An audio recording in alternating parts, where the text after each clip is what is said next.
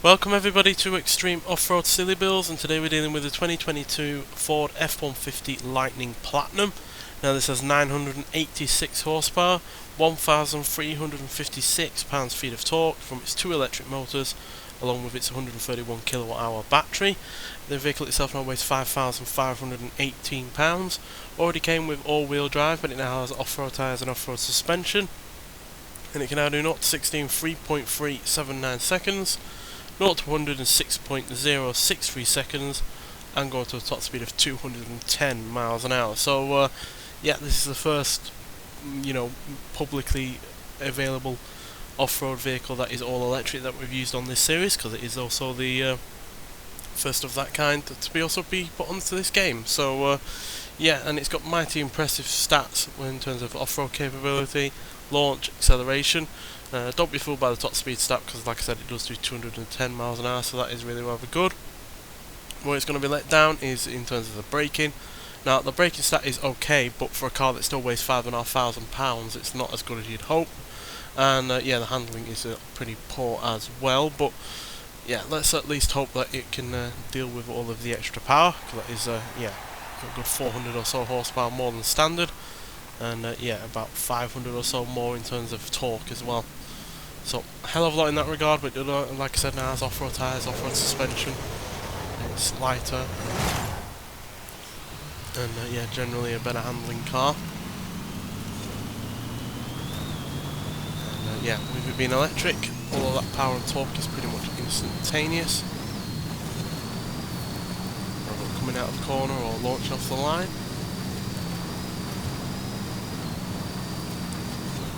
Yeah, we have had successful electric cars on this series before. They've either been purpose-built for going off-road, in terms of actually being a racing vehicle, or an electric hypercar, which means way more power than what this has. So yeah, those are two kind of extremes, but hopefully this being somewhere in the middle between both of those will still be successful.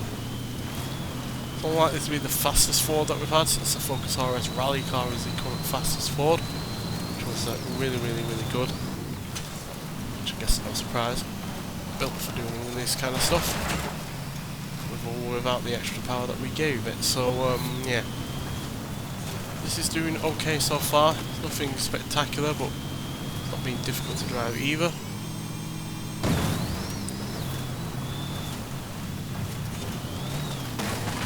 Cumbersome as you might expect, given the size and the sheer amount of weight that this still has going on.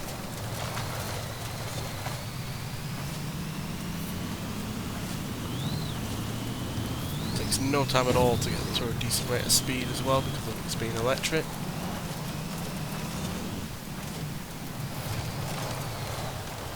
Oh, fair bit of power though to spin us out.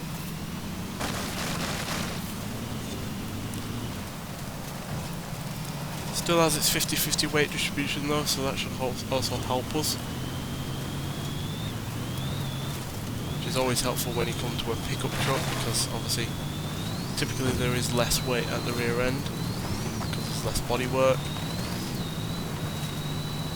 but because the batteries are all underneath the bodywork, it's more well distributed than it would be if it just had a normal engine up front.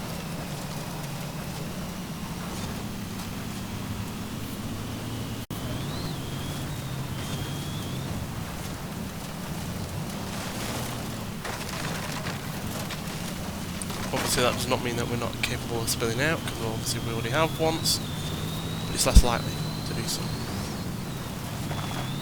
So around 140 there.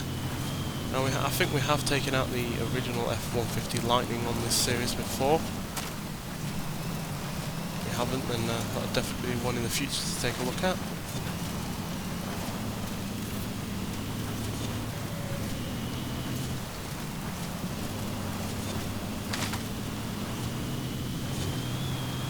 Yeah, as you can see, even up a hill, it's pretty rapid.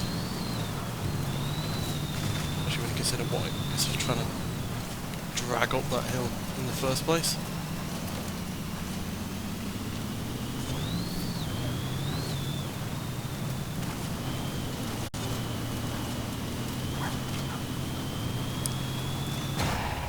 that should be a decent time, but not a spectacular one, at 3 minutes 27.349, so nowhere near as quick as the Lamborghini Huracan STO in the previous episode. It's about, yeah, it's nearly 15 seconds dead slower than that car, but it's still a reasonable time. And yeah, I think we did the other 4 Lightning in this series.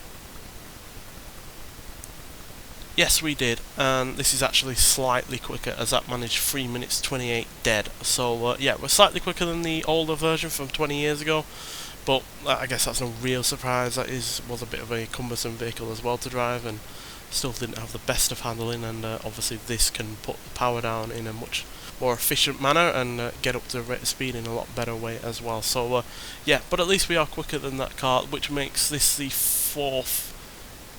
third fastest Ford that we've had on this series so far, behind the Mustang Mach-E 1400, another EV, and obviously the Focus RS I mentioned earlier. So yeah, but like I said, we're quicker than the original SVT Lightning, as well as the Transit Super Sport van, the new Ford Bronco, the Ford Super Deluxe station wagon, and finally the Ford Super Duty F-150, which is an even bigger vehicle than this somehow. So yeah, and we're right around other competitive vehicles that are off-road vehicles as well, like the Porsche 911 Desert Flyer, which we're quicker than, as well as the Polaris RZR and the Land Rover Defender 110X. But yeah, not a spectacular time by any means, given the amount of horsepower and torque it's got going on, but then it also does have a lot of weight on its side as well, so yeah, that at the end of the day kind of evens out. But still, wasn't a difficult vehicle to drive at all, and yeah, only had one slight instance of nearly spinning out. So yeah, on the whole, a really rather solid vehicle. But nonetheless, thank you for watching, and I'll see you in the next one. Bye.